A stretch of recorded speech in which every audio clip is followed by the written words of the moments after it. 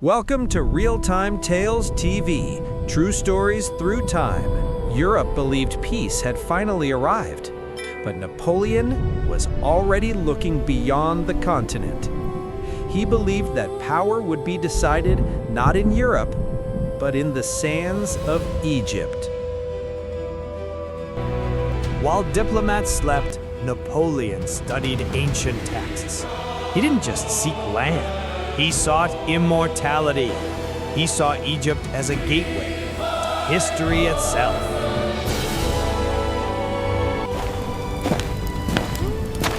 Egypt controlled the trade routes to India, the lifeline of British wealth. Control Egypt and you threaten the empire of the seas. His advisors warned him, no supply lines, no allies, British Navy ahead. But Napoleon responded with calm resolve. Glory is only for those who dare. Nos forces sont prêtes à avancer. C'est décidé alors. La bataille aura lieu à l'aube.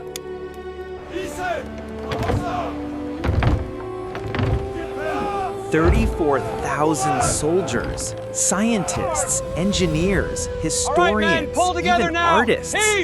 This was not just a war, it was an expedition of knowledge.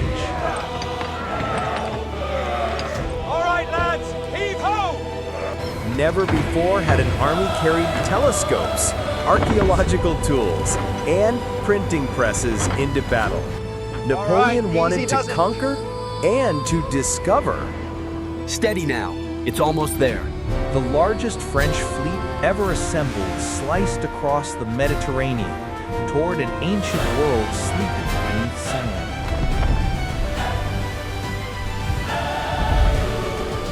Sailors whispered of Egyptian curses, of gods buried under dunes. At night, even the wind felt like a voice from another era.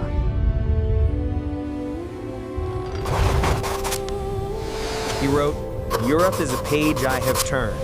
The next chapter lies in Egypt." History would soon prove how dangerous that thought was.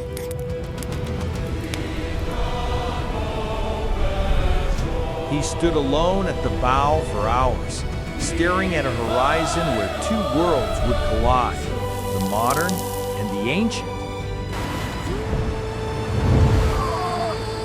But the British had seen his move. Admiral Horatio Nelson began the hunt, a deadly chase across the sea. For weeks, both fleets searched for each other. The Mediterranean became a chessboard. One wrong move, and everything would end.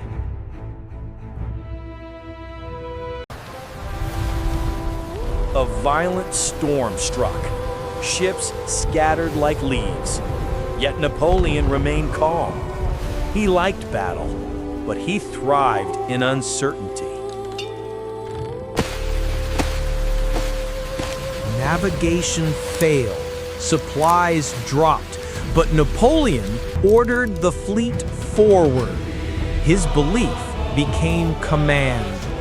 Fortune favors the bold.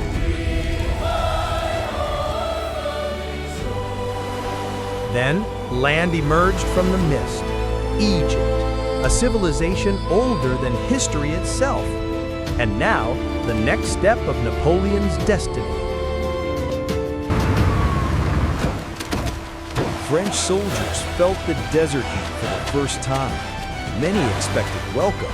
Instead, they found silence.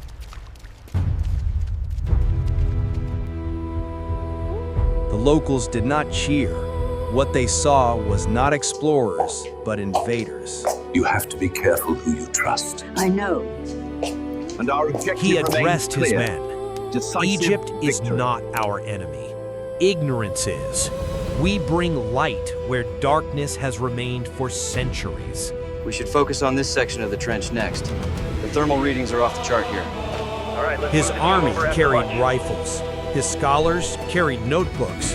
This was the strangest invasion the world had ever seen. As the first pyramid rose on the horizon, every soldier felt it. They were standing before time itself.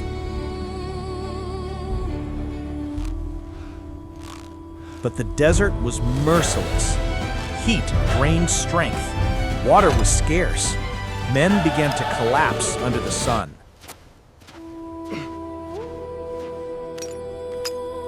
Napoleon issued strict rules, limited water rations, night marches only, discipline or death. He refused extra water for himself. In front of his men, he drank the same ration they had. Morale rose instantly. The Ottoman Keep your eyes Empire open. had taken notice. They began not preparing alone. for war. Egypt would not be handed over easily. French troops found resistance everywhere. The people of Egypt were not waiting to be liberated. The Sultanate must understand that we come as friends of the Mamluks. Your trade routes will be protected under my command. Napoleon claimed he came as a friend, promising respect for Islam and local laws. It was diplomacy, masked as conquest. To gain favor, he printed proclamations in Arabic, calling himself Protector of Islam. Some believed him, others saw through the This veil. is where I am from. Ahead lay Cairo, ancient capital of empires, and now Napoleon's next objective. The French readied their muskets. Cairo was deep in not the red just zone. a city, it was We're on a a tight symbol. schedule, let's move. Whoever ruled Cairo ruled Egypt. Before marching, Napoleon whispered, "Soldiers, history is watching." The battle for Cairo was about to begin. Cairo awakened, but it did not know it was waking to war. Heave, lads! Pull! Move, you brutes! Napoleon's artillery was unmatched. Precision, mobility, speed. The city trembled before the thunder of iron.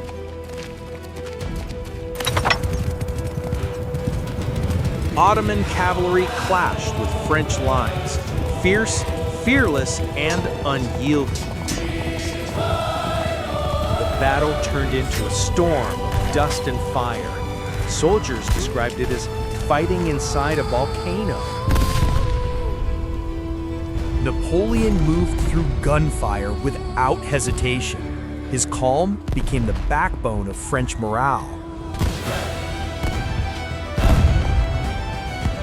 Tactical brilliance, he ordered the infantry square, a moving fortress of bayonets. Cavalry shattered against it. The sky darkened with smoke. Drums beat like war itself had a heartbeat.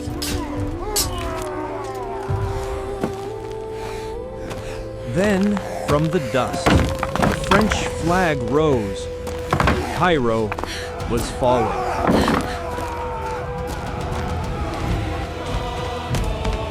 The city surrendered. Streets fell silent. Cairo had a new master, Napoleon Bonaparte. As he gazed across Cairo's rooftops, he believed his destiny was fulfilled. But destiny was only beginning. Then came the worst enemy. Not armies, but disease. Thousands fell to plague and heat.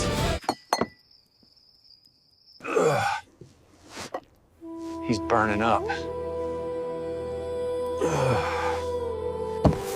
He walked among the dying. Some called it courage, others called it theater. But men followed him more You fought fiercely bravely for afterward. France. Rest now, son. How many more have we lost today? More than I can count, sir. News arrived from Europe. Political chaos. Old enemies awakening. The throne was calling him back. He stood beside the Nile, realizing Egypt was not the end, it was the beginning. Tirez fort, mes amis, plus vite! Orders were given. The fleet would return to France, but much of the army would stay behind. Put your backs into it! Put your backs into it!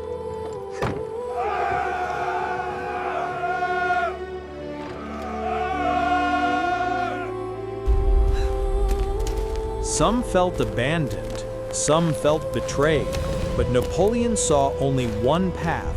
Power awaited elsewhere. He boarded secretly, leaving his generals behind. Egypt was now a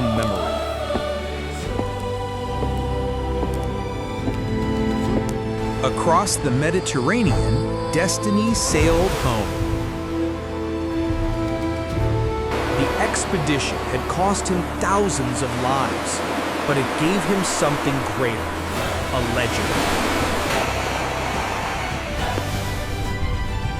He returned to Europe not as a general, but as a man ready to seize power. And next, he would take the crown itself. Follow Real-Time Tales TV, because history is not distant, it breathes. See you in episode 7.